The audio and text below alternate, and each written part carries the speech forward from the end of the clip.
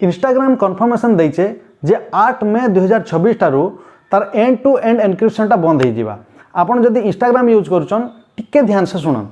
तो मेटा जेनटा कि इंस्टाग्राम रो own company से कन्फर्मेशन देचे जे आमर जेन मेसेज आम जहाँ के पठाऊलु मनकर जड़े पर्सन पठाला मेसेज आउ जड़े पर्सन के एंड टू एंड एनक्रिप्शन थिला, माने जे पठाऊचे से पढ़ी पारबा आउ जे रिसीवर से पढ़ी पारबा, मझिरे तृतीय व्यक्ति किए पढ़ी नहीं पारे। किंतु मेटा एबे कन्फर्मेशन करिचे जे 8 मे 2026 ठारू ई सर्विस बंद हो जावा। रिसीवर सेंडर संगे संगे मेटा भी से मेसेज के पढ़ी पारबा।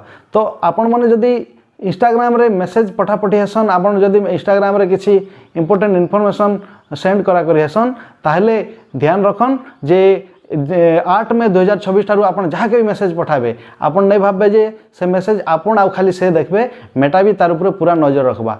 और हेई पारे से डाटार किसी यूज भी करि पारन जनता कि एड हो किंबा विभिन्न प्रकार यूज करि पारन।